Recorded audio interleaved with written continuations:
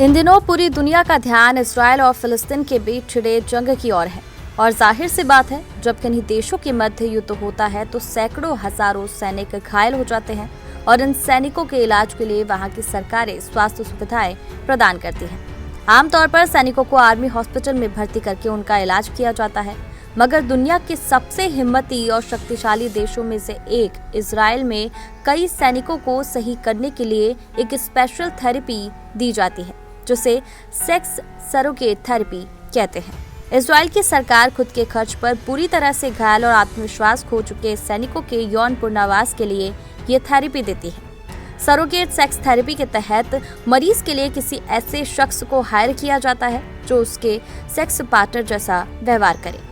हालांकि दुनिया के ज्यादातर देश सेक्स सरोगेट थेरेपी को वेश्यावृत्ति की तरह से देखते हैं, लेकिन हमेशा किसी न किसी युद्ध से घिरे रहने वाले एकमात्र यहूदी देश इजराइल में सरकार अलग अलग युद्धों में घायल और समाज के कटे हुए सैनिकों को ये थेरेपी देती है। इजराइल में समय समय पर अपने दुश्मनों से जूझते रहने के चलते बहुत से सैनिक पूरी तरह से घायल हो जाते हैं, जिस कारण उनकी मानसिक स्थिति यौन संबंध बनाकर सामान्य जीवन में लौट पाने की नहीं रह पाती। इन्हीं हालतों में सेक्स सरोगेट थेरेपी काम आती है। इसमें घायल सैनिक के पास एक पार्टनर होता है जो उसे धीरे धीरे करीबी संबंध बनाने की ओर ले जाता है। जैसे मान ले कि कोई सैनिक शादीशुदा है, लेकिन युद्ध में घायल होने के बाद से वो अपनी पत्नी के साथ यौन संबंध बनाने में सहज नहीं है और दोनों ही किसी प्रोफेशनल थेरेपिस्ट के पास भी नहीं जाना चाहते, तो तब सरकार की ओर से सैनिक को यह थेरेपी दिलाई जाती है। इसके लिए सैनिक और उसके पार्टनर को एक विशेष रूम में रखा जाता है। ये रूम किसी होटल के कमरे से अलग होता है और इस तरह से डिजाइन किया हुआ होता है कि घर जैसा माहौल दे सके। ऐसा इसलिए किया जाता है ताकि सैनिक कंफर्टेबल फील कर सके और उसके मन में कोई नैतिक आशंका न आए। थेरेपी शुरू होने से पहले सैनिक और उससे जुड़ने जा रहे सेक्स सरोगेट पार्टनर को एक एक्सपर्ट से निर्देश मिलते हैं। आमतौर पे ये कोई सेक्सुअल रिहैबिलिटेशन का जानकार होता है जो बताता है कि सैनिक की क्या जरूरत है और उसके पार्टनर को किस तरह से मदद करनी चाहिए।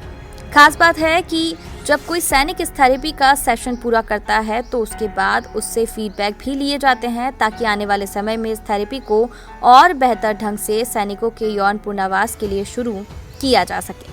आमतौर पर ये 3 महीनों का रिहैबिलिटेशन प्रोग्राम होता है, जिसका खर्च लगभग 4 लाख रुपए तक आता है। लेकिन इजराइल का रक्षा मंत्रालय जैसे पुनर्वास के दूसरे हिस्सों का खर्चा उठाता है, वैसे ही इसका खर्चा भी कवर करता है।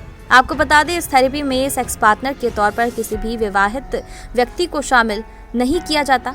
तो दोस्तों, ये थी सेक्स सरोगेट थेरेपी के बारे में चकाचक की रिपोर्ट। इस थेरेपी के बारे में आपके क्या विचार हैं? क्या ये सही है या फिर गलत? कमेंट्स करके जरूर बताएं।